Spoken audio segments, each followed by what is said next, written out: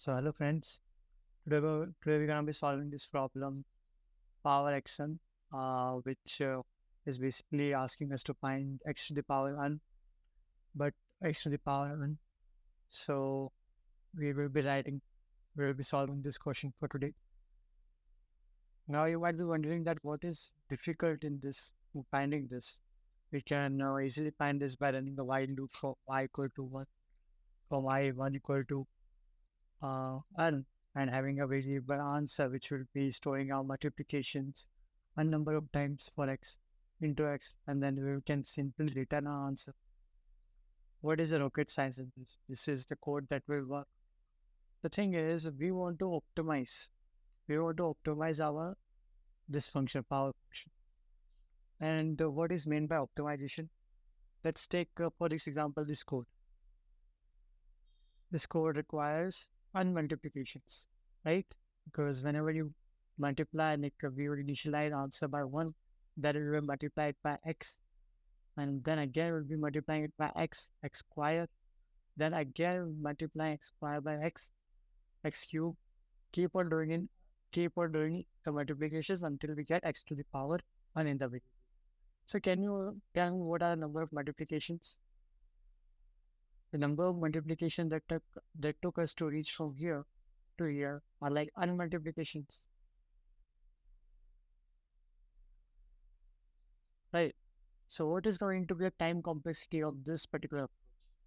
So if you see that, we have to multiply a number of times. Okay, and considering the amount of time taken by to perform one multiplication as alpha, our time complexity is an into alpha. Okay, and as space complexity is obviously one, that is not a matter of concern for us for now. Let's focus on the time complexity. So we want to optimize our function power x to the power n. So how can we do this? If we want to reduce the time complexity, then we obviously have to reduce the number of multiplications happening, right? If we can somehow reduce the number of multiplications, the overall time complexity will go down, right? So let's just have a look how can we achieve this behavior? How can we reduce the number of multiplications? For example, if we are supposed to find something like 5 to the power 5, in the usual method, the number of multiplications that it would take for us to calculate this will be 5. No, 5 cross 5 cross 5 cross 5 cross 5. 1. Okay. So 1 multiplication, 2 multiplication, 3 multiplication, 4 multiplication, 5 multiplication. Okay. But what if I write it in this form? 5, 5 to the power 2, 2. Now look at the number of multiplications. 1, 5, 5, and 5, 5. So 1 multiplication here, 1 multiplication here, 1 multiplication here, and 1 multiplication here. Total number of multiplication are 4 this time. So it is reduced by 1. Okay, because we took a very small example, the number of multiplication reduced are a bit less. It is just a minor difference of 1. But for bigger examples, let's say for bigger numbers, if we have like values of 1 in thousands, then it will make a very significant difference in the number of multiplications that are performed. Okay, let's take another example, for instance. So let's take another example now. 2 to the power 10. Okay, via the traditional method, the number of multiplications that it would take for us to calculate this is 10. 10 multiplications would be required by running a while loop, and then holding back the answer, and then keep on multiplying. It would take around 10 multiplications. But what if I write it in this way, like 2 to the power 10 can be written as 2 to the power 2 to the power 5. Okay, now I will perform this in a multiplication, so let me just increase my number of multiplication count by 1. So I have performed a multiplication, so 1 multiplication. Okay, now I have 4 to the power 5, which I can further write as 4 into 4 to the power 4. This 4 into 4 to the power 4, which can further be written as 4 to the power 2, 2. When performing this inner multiplication, let me just increment my count by 1. So 16 to the power 2. 4 into 16 to the power 2. Now, uh, I can expand this and let's just write it because we can't expand it further. There is no meaning of expanding it further. So there's one multiplication here. There's one multiplication here. So 1, 2, 3, and 4. Total number of multiplications are 4, which is much lesser than 10. So this is how we can optimize our multiplication. This is how we can optimize our power function by splitting the powers into divisor. By splitting our powers in this way, like I increased my divisor. What do we call this? Base. By increasing our base, by giving back our power to the base so that it expands itself and reduces the number of multiplication. Because if the base will increase, what is this thing? The x to the power anna. So if the base will increase, for with this value to be a constant, n must decrease. Okay. So this will lead to less number of multiplications. And how much less? In the traditional approach, we were having like n multiplications.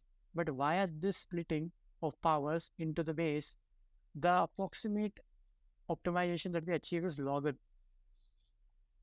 Reducing it from n to log n is a very significant amount of optimization. If you calculate what is this? 1 multiplication, 2 multiplication, 3 multiplication, 4 multiplication. That is 4 multiplication. And if we calculate what is 4 log to the power 10, it is approximately somewhere around 3 or something. So rounding up to the next greatest digit, that is 4. So number of multiplication that it took for us to perform this is 4 multiplications. So the number of multiplications are reduced here. Now our idea is to implement it in the code. How can we implement it in the code? So for that, let's take the example, let's have x.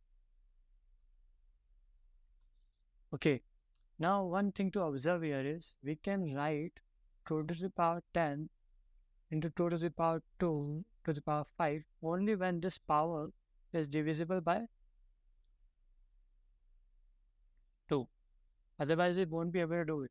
Because, for example, if the base, for example, in this case, the base is like the power here is odd. So we have to first write it in this. Okay. Only then we can, get the by 2 power inside. What we are doing basically, we are basically what we are doing, like if x to the power n, if n is a even number, what we are basically doing is we are squaring our base and reducing our power by half. And this can only be possible when n is even. In case the n is not even, what are we doing? We are excluding one of the values of x, 1x, so that the power can become, if x to the power n is an odd number, then what we are basically doing is, like x to the power n is 2n plus 1. It's an odd number, right? So what we are doing is we are writing it like this. X is excluded, 1x is excluded, so that this power can become even, and we can split it into like this, which will ultimately lead to less number of multiplications, right? Now the idea is how can we implement this in code? So let's say how can we implement this in our code? So let me just try to write down the pseudo code for this intuition, like what is going to be the pseudo code. Like the function takes in x and n. Okay, now let's just initialize a variable name answer.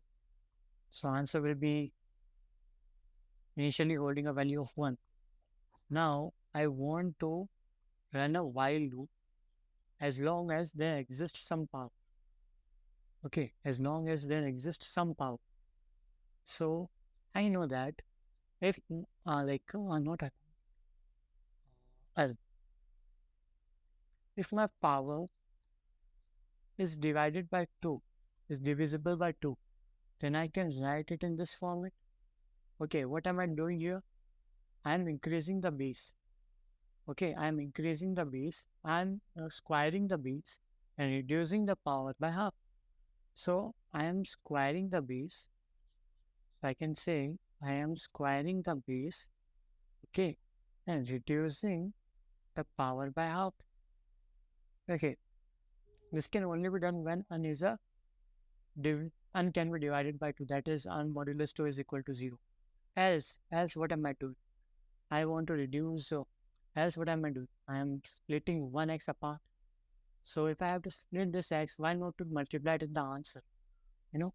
So what can I do is I will multiply uh, the base to our answer so that our power becomes even, and I'll reduce the power by 1. Okay, because our power will be reduced by 1, like if we had like x to the power 5. Now this x will be in our answer, and we are left with x to the power 4. Okay, so this power got reduced by 1, right? If you can observe this, our power got reduced by 1.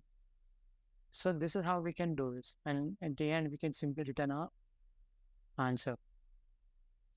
This is quite simple to execute. You can hard code this if you want to, but it is extremely simple to execute. I don't think there is any need of hard coding this.